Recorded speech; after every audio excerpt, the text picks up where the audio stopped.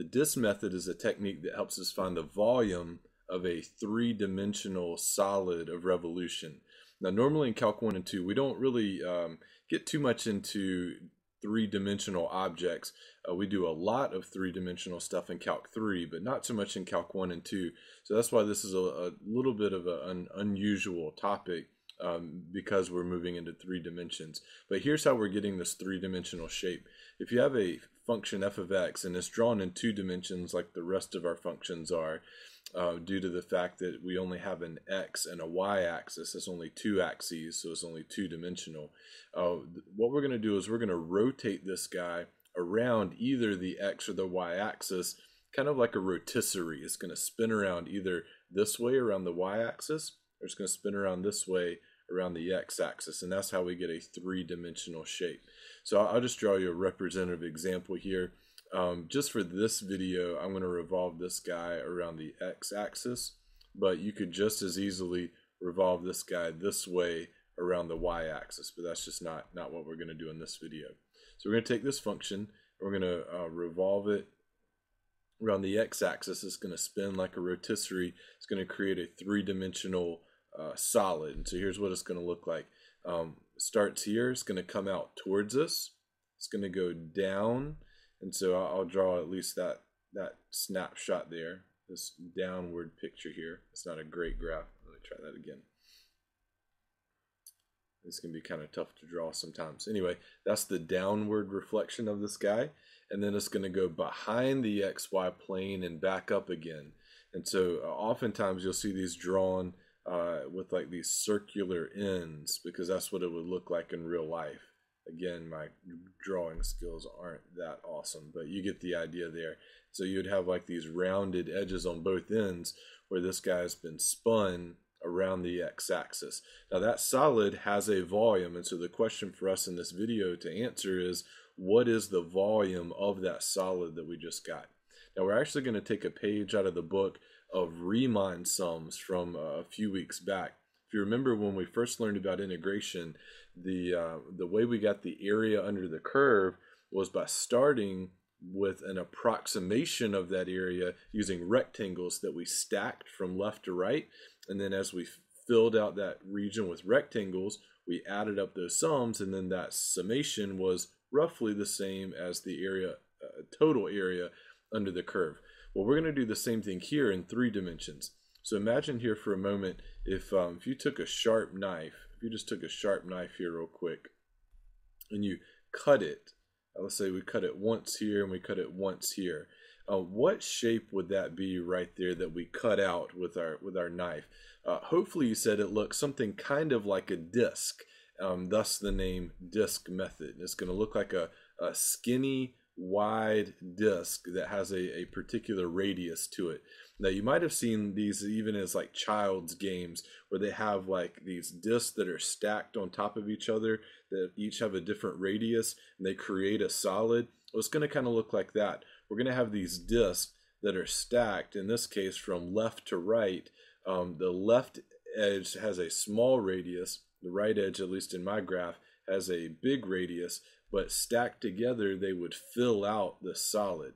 And the reason we start with this technique is because the volume of a disk is fairly easy. I mean, we learned this early on in like a high school geometry class. So let's take a moment here just for a second and look at what is the volume of just one disk. So the volume of just a disk. Well, it depends on what the radius is, obviously, and it depends on how wide your disk is. So you remember from high school that the volume of any cylinder is the area of one of the faces times how deep it is.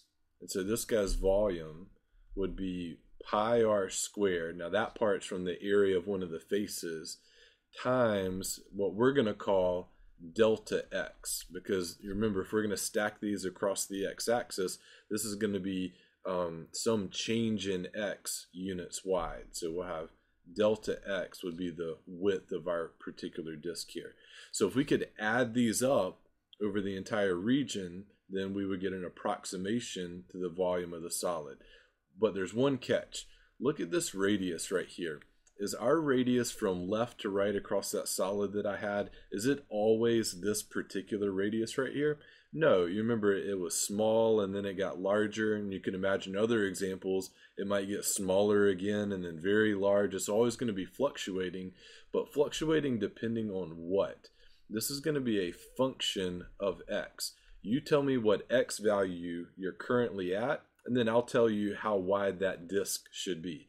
So this is actually a function of x. Right. Now, I'm going to skip through some of the details here, but you remember when we did approximations to area under the curve, how those Riemann sums somewhat, in some ways, morphed into a definite integral, right, with an integral symbol from a to b.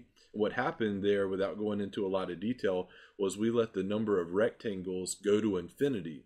Well, you can use a similar approach here, and here's the end result of all that. Again, I'm not going through all the details, but you'll get the idea.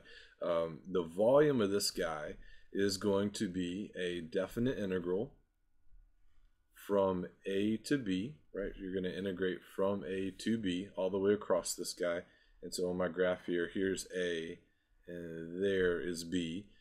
And we're going to have each disk here. So that's going to be pi r squared, I'll fill that in a second, times delta x, but the delta x, you recall, converted into a dx, right? And so that's our variable of integration for this definite integral here.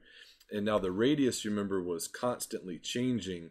Now it doesn't matter if we call it little r of x like we did earlier. In this particular example, this is little r right here, is whatever your function is, f of x. So, I mean, I guess I could have written little f of x instead, but I think little r is more appropriate, hinting at radius. So this is what we call the disk method. So this is a good formula to memorize. It's somewhat intuitive because you basically have pi r squared delta x, but in an integral format. You compute this definite integral from a to b. It's going to give you a numerical value.